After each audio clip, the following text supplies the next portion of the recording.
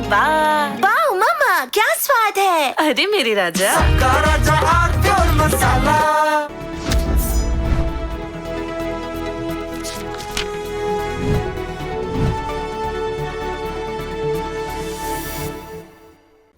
नमस्कार।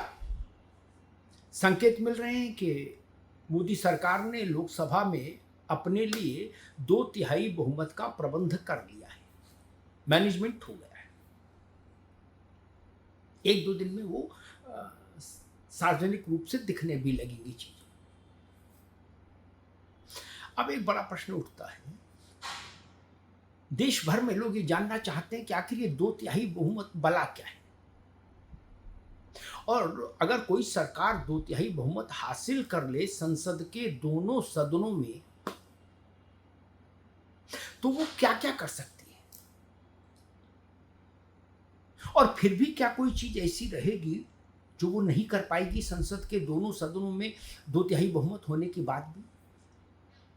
ये सवाल देश भर से पूछा जा रहा है। लोग समझना चाहते हैं, जानना चाहते हैं। तो मुझे लगा इस पर भी चर्चा हो जाए कि अगर मोदी सरकार के पास 2/3 बहुमत हो गया राज्यसभा और लोकसभा में, तब ये सरकार बहुत कुछ कर सकती है। केवल परिसीमन नहीं, महिला आरक्षण में बहुत कुछ कर सकती है। नया राज्य बनाना हो तो नया राज्य बन सकता है। सोचिए, किसी राज्य का विभाजन करके कोई नया राज्य बनना हो तो बन जाएगा इससे। यहां तक कि अगर कल को ये सरकार 2/3 बहुमत हो संसद के दोनों सदनों में, और देश की आधी विधानसभाओं में आप अपनी बात मनवा सकें, तो सरकार राज्यसभा को खत्म करने का भी फैसला कर सकती है और उसको संसद से अप्रूवल दिला के देश की आधी विधानसभाओं की अनुमति दिलाकर लागू करा सकती है। मैं बता रहा हूं कि क्या कर सकती है। जितने भी किस्म के काम हैं जो आपको असंभव और कठिन लगते हैं, वो सब कर सकती है सरकार, अगर उसके पास लोकसभा और राज्यसभा में पृथक पृथक 2/3 बहुमत हो जाए। इसके बाद कुछ भी असंभव नहीं रहेगा सरकार के लिए। सरकार चाहेगी तो चुनाव का तौर तरीका भी बदल सकती है। जी हाँ, अभी चुनाव इस ढंग से हो रहे, फिर हो सकता है कोई दूसरी व्यवस्था हो जाए, कोई दूसरे ढंग का चुनाव हो जाए, होने लगे। जैसे अमेरिका का उदाहरण है सामने, वहां प्रेसिडेंशियल फॉर्म ऑफ गवर्नमेंट है, यानी राष्ट्रपति आधारित व्यवस्था है। हमारे यहाँ प्रधानमंत्री आधारित व्यवस्था है। हो सकता है राष्ट्रपति आधारित व्यवस्था करना चाहे ये सरकार, तो वो भी हो जाएगी 2/3 बहुमत से। ऐसे सारे काम हो जाएंगे। ये जान लीजिए, जिन कामों पर सामान्य बहुमत वाली सरकारें ठिठक जाती हैं, सहम जाती हैं, कदम पीछे खींच लेती हैं, वो सारे काम 2/3 बहुमत वाली सरकार कर सकती है। ये एक लाइन में समझ लीजिए, बड़े से बड़ा काम। बस बहुत होगा तो कुछ कामों में यही होता है कि भाई आधी राज्य विधानसभाएं संसद के प्रस्ताव का समर्थन कर, इतना ही ना। तो एनडीए के पास 22 सरकारें हैं, तो उसमें कहीं कोई समस्या है ही। आधे से बहुत ज्यादा सरकारें हैं उनके पास। तब क्या नहीं कर सकती सरकार? 2/3 बहुमत होने के बाद भी कोई सरकार क्या नहीं कर सकती, ये भी जान लीजिए।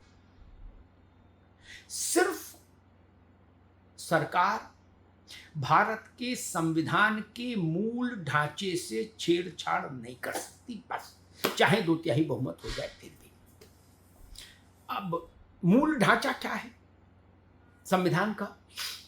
इसको सुप्रीम कोर्ट ने केशवानंद भारती वाले प्रसिद्ध अपने जजमेंट में व्याख्यायित कर दिया, स्पष्ट कर दिया है। लोकतंत्र, पंथ निरपेक्षता, इस तरह की अभिव्यक्ति के, नागरिक स्वतंत्रता,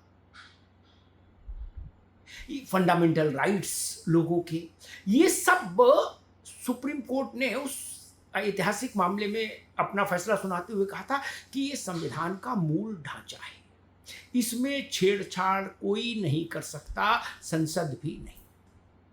वो हमेशा एज इट इज रहेगा, यथावत रहेगा संविधान का मूल ढांचा।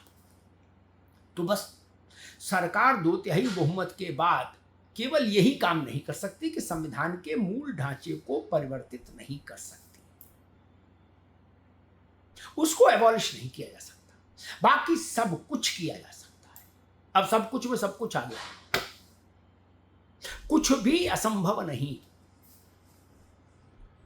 इसलिए जो लोग इस 2/3 बहुमत को के प्रबंधन को, मोदी सरकार की इस 2/3 बहुमत के प्रबंधन को केवल परसीमन से जोड़कर देख रहे हैं, मैं उनकी भी बुद्धि पर तरस खा रहा हूं।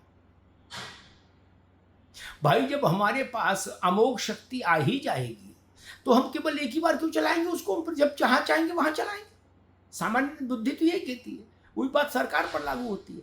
जब सरकार के पास 2/3 बहुमत का प्रबंध हो ही जाएगा तो सरकार बहुत कुछ कर लेगी, करना चाहेगी तो। ये चीज जान लीजिए, ये बड़ी चीज है। केवल सरकार संविधान के मूल ढांचे को नहीं बदल सकती, ये प्रतिबंध है। बाकी पूरा संविधान भी बदला जा सकता है, ये भी जान लीजिए। मूल ढांचे को, बेसिक स्ट्रक्चर को संविधान के छोड़कर शेष संपूर्ण संविधान 2/3 बहुमत के साथ बदला जा सकता है। जो कुछ उसमें लिखा है उसके पन्नों में, वो सरकार चाहे तो सब बदल सकती है अगर 2/3 बहुमत है। सिर्फ बदल नहीं सकती वो उतना सा हिस्सा है जिसको सुप्रीम कोर्ट ने भारत के संविधान का मूल ढांचा कहा है, सिर्फ उसको छोड़कर। तो 2/3 बहुमत छोटी चीज नहीं है, बहुत बड़ी चीज है। और वो किसी सरकार के पास आ जाए तो आप मानकर चलिए वो सरकार बेहद शक्ति संपन्न सरकार मानी जाएगी, जो वास्तव में एक विषय को छोड़कर कुछ भी कर सकती है। राज्यों का पुनर्गठन हो या कोई भी बड़ा विषय हो। जीएसटी जब देश भर के लिए लागू की गई तो वो संविधान 2/3 बहुमत से ही हुई। ऐसे आप कई प्रयोग कर सकते हैं, पूरे देश की प्रशासनिक व्यवस्था बदल सकते हैं, राज्यों के अधिकारों पर की पुनर्व्याख्या कर सकते हैं, बहुत सारी चीजें हो सकती हैं। इसलिए केवल परसीमन तक इसको लेकर मत चलिए। अगर कोई ऐसा चमत्कार हो गया कि मोदी की सरकार 2/3 बहुमत के संबल के साथ खड़ी हो गई इत्मीनान से, और वो 2/3 बहुमत थोड़ा टिकाऊ हो गया, जो प्रबंधन मोदी सरकार ने किया है वो थोड़ा स्थायी हो गया, तो यकीन मानिए 2029 में चुनाव है लोकसभा का, उससे पहले बहुत कुछ बदल जाएगा। बहुत कुछ मतलब बहुत कुछ, ये ध्यान रखिएगा। 29 अभी दूर है। अगर 26 में मोदी सरकार के पास 2/3 बहुमत हो गया तो 29 तक तस्वीर बदल जाएगी देश की राजनीति की, देश की प्रशासनिक व्यवस्था की, ये जान लीजिए। धन्यवाद।